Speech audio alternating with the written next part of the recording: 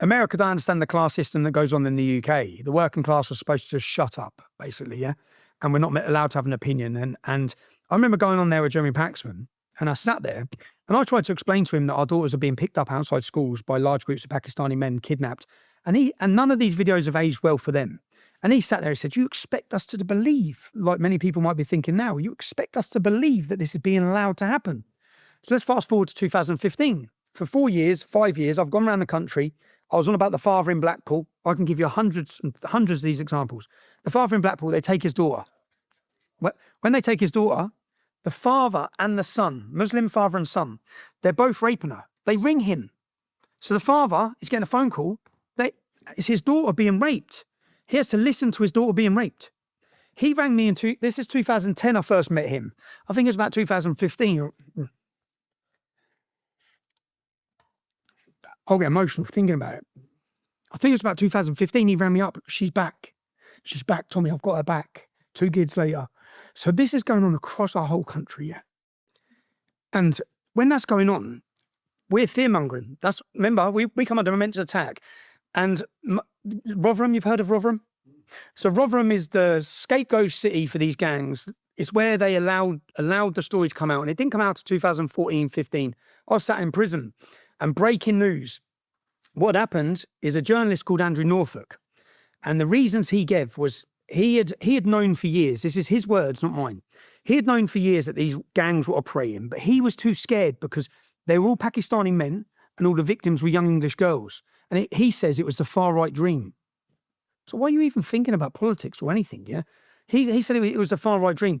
So he was too scared to report on it, then saw the emergence of the English Defence League. Now, we were very vocal. We've become a household name, not just in the UK, but across the globe within 12 to 24 months. And what that organisation was young, determined English men who weren't going to back down.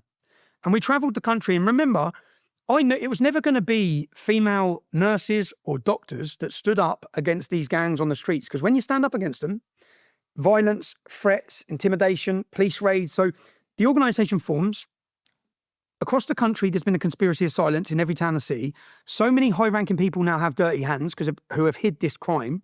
We're on the streets. We made it impossible. 5,000 men charging through the streets with signs that our daughters are not halal meat. If you listen to the videos, I give a presentation in Russia. I had to go to Russia because my free speech was taken in the UK.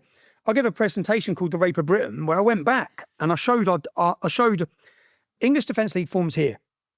If you want to see a graph of the arrests for these Islamic rape gangs, the graph just goes straight like this. English Defence League forms in 2009, 2010, 2011, boom, through the roof. They could no longer hide it because the world's media were coming to our demonstrations. Our speeches about they're raping our daughters, they're taking our kids. Then Muslim pedos off our streets you've got five, whereas people had been whispering about Islam, it's too scared to talk about it. Overnight, you had 5,000, 10,000 men screaming about it. And it was a catalyst across the country. And I then realised what I've seen in Luton. Luton's just a blueprint for every town and city. And I realised, geez, this is coordinated. It's happening across the whole country. I'm sitting down with families and they're crying their eyes out. His daughter's been missing for 3-4 days. And they're going to the police and not getting any help. And all this was unbelievable. And fast forward to 2014, 2015, this big study come in the city of Rotherham. Rotherham has a 3.7% Muslim population. 1,400 children they found that had been raped. There'd been murders. But in that city, the investigation found the police knew it was happening. They were too scared to tackle it through fear of being branded racist. So say that out loud. This is where you need to understand as the United States of America that the Democrats, because remember, many of these Islamic immigration will end up in Democrat cities. They will then become that powerful as a vote bank. And that's what happened in many cities across the UK. That the political party care more about the votes and power than they do they'll sacrifice the kids. And that sounds insane.